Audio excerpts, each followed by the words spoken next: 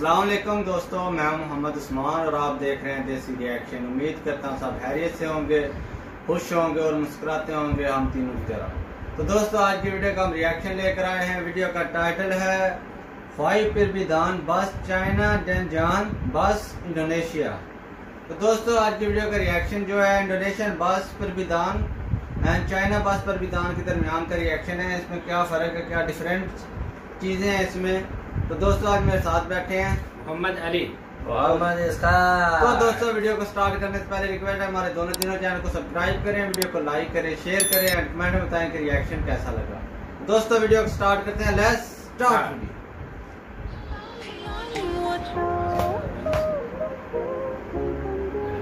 Berbicara soal negara Cina, pasti identik digambarkan sebagai salah satu negara dengan perkembangan teknologi yang cukup pesat. Dan mungkin kalian yang sedang nonton video ini menggunakan HP buatan Cina. Di dunia transportasi pun tidak heran buatan Cina banyak dijumpai mengaspal di jalan raya Indonesia. Bus buatan Cina misalnya. Karena banyak teman-teman yang minta bahas perbedaan bus Indonesia dengan bus buatan negara tirai bambu yang satu ini. Dan oleh karenanya pada kesempatan kali ini kita akan membahas inilah 5 perbedaan antara bus Indonesia dengan bus Cina. Oh ya guys, bagi kalian yang belum subscribe silahkan di subscribe di bawah. Dan jangan lupa juga untuk nyalain loncengnya agar tidak ketinggalan video terbaru dari kami.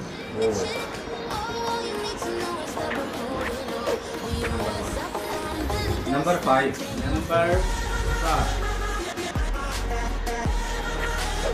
Produksi bus. Kita awali bahasan kita dengan produksi bus. Kita tahu mayoritas sasis yang digunakan oleh bus antar kota, antar provinsi maupun antar kota dalam provinsi di Indonesia itu berasal dari negara Jepang maupun Eropa. Namun ada juga dari Cina walaupun jumlahnya sedikit. Produsen sasis bus besar yang biasa digunakan di Indonesia asal dari negara tirai bambu, yaitu Golden Dragon dan Yutong. Sasis Golden Dragon diperkenalkan pada gelaran 2010 China Technical Equipment. Sasis ini juga banyak lumayan diminati. Buktinya dalam 3 tahun saja Golden Dragon berhasil menjual 300 unit. Sedangkan sasis bus Yutong itu mulai diperkenalkan sejak tahun 2011 lalu. Waktu itu perusahaan otobusan diberikan 2 unit dari Yutong untuk dioperasikan di jalur Sumatera. Selain kedua sasis bus tersebut, ada beberapa sasis buatan Cina yang berhasil menembus pasar bus di Indonesia. Di antaranya Zhongtong yang digunakan oleh Transjakarta, Dongfeng yang dulunya digunakan oleh perusahaan otobus antar kota, antar provinsi maupun antar kota dalam provinsi bus Jawa Timuran, Ankai yang pernah digunakan oleh Transjakarta, dan Huanghai pernah juga digunakan oleh Transjakarta.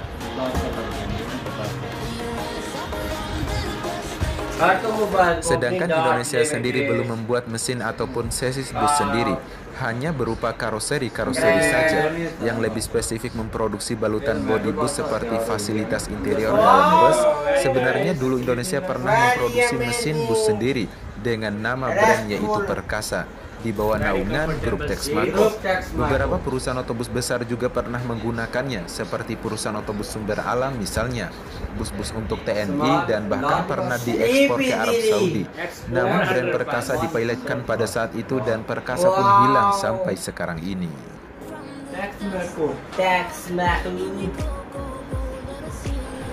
Number 4.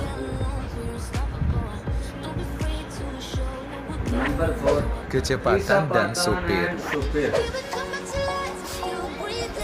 Bagian ini wajib kagak boleh ketinggalan kalau berbicara soal bus Indonesia. Menurut peraturan pelaksanaan Undang-Undang Keselamatan Lalu Lintas Jalan Republik Rakyat Cina yang mulai berlaku di tahun 2004, kecepatan maksimum bus dan truk di jalan tol mulai dari 80 hingga 100 km per jam. Sedangkan di jalan raya nasional Cina dibatasi hingga 80 km per jam saja. Maka jangan heran Anda tidak akan menjumpai bus yang saling adu kecepatan ataupun yang balapan di jalan tol.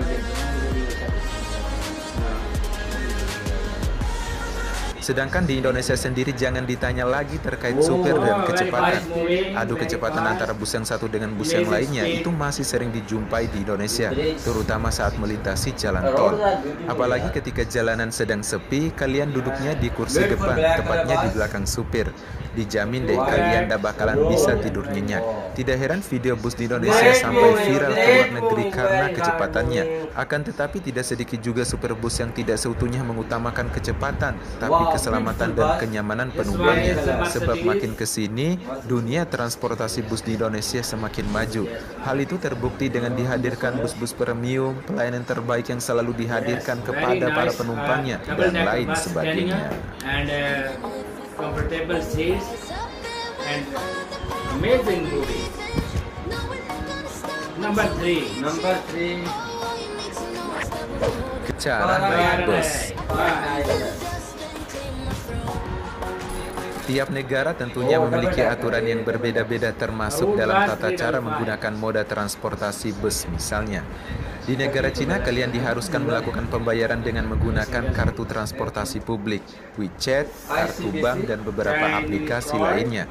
Maka Anda akan jarang menjumpai pembayaran secara cash ketika menggunakan bus yang ada di negara tirai bambu.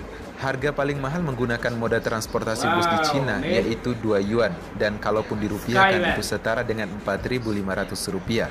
Karena sistemnya oper dan sudah terintegrasi.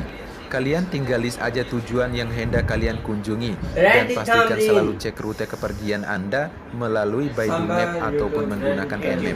Sedangkan di Indonesia pembayaran tiket bus masih menggunakan uang secara tunai yang biasa kalian jumpai di agen-agen terdekat. Namun sekarang Anda juga bisa membeli tiket bus secara online di beberapa aplikasi seperti Traveloka, Redbus, EasyBook, dan lain sebagainya. Harga tiket bus di Indonesia masih terbilang mahal bila dibandingkan dengan negara Cina. Saya juga heran perjalanan menggunakan bus di Cina itu memakan waktu 1 jam cuma bayar 2-5 ribu saja.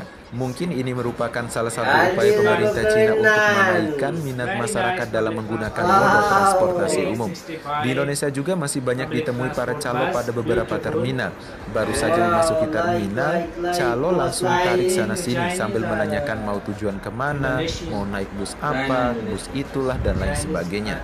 Dan lebih parahnya lagi, mereka para calo selain memaksa sambil tarik sana-sini, kadang juga disertai dengan ancaman. Padahal tanpa kehadiran para perantara itu, kebanyakan para calon penumpang telah mengetahui tujuan dan bus apa yang akan ditumpanginya. Belum lagi apesnya harga tiket yang ditawarkan terlampau mahal banget.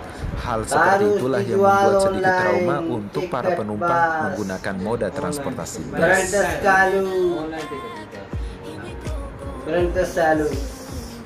Number 2. Wow. Heavy load. Rute bus. Seperti yang saya sampaikan sebelumnya, harga tiket yang paling mahal di Cina yaitu 2 yuan, dan kalaupun dirupiahkan itu setara dengan 4.500 rupiah. Karena hanya melayani rute-rute pendek saja dan sistemnya oper dari bus yang satu ke bus yang lainnya, serta sudah terintegrasi ataupun sudah saling terkoneksi, maka kalian diharuskan membuat list tujuan perjalanan Anda. Sedangkan bus yang ada di negara Indonesia itu terkenal dengan trayek jauhnya. Ada yang 3 hari perjalanan, 4 hari perjalanan, dan bahkan ada juga yang 5 hari perjalanan. Sebut saja seperti perusahaan otobus Rasa Sayang yang melayani trayek dari Bima menuju Jakarta pulang pergi. Kemudian ada perusahaan otobus Putra Pelangi yang melayani trayek dari Banda Aceh menuju Jakarta. Kemudian ada perusahaan otobus PMTOH yang melayani trayek dari Aceh, Medan, dan dilanjutkan ke Solo. Ada pula yang paling jauh, yaitu bus antar lintas Sumatera yang melayani trayek dari Medan menuju Jember dengan waktu perjalanan kurang lebih 90 jam perjalanan dan melewati 11 provinsi di Indonesia dan bahkan masuk dalam list 10 bus dengan trayek terjauh di dunia.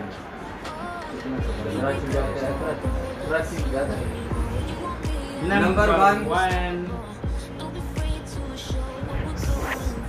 Bentuk dan desain.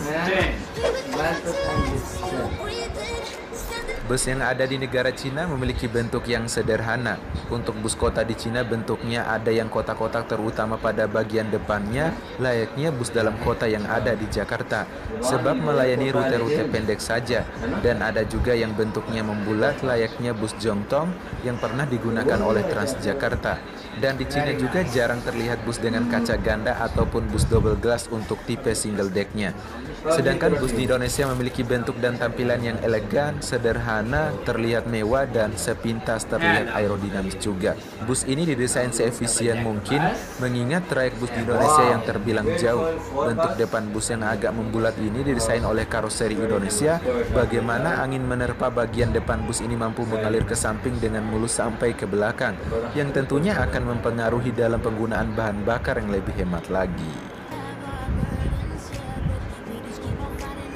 Oke guys, dari kelima perbedaan antara bus Indonesia dengan bus Cina yang telah kita bahas tadi, bagaimana tanggapan kalian? Komen di bawah ya.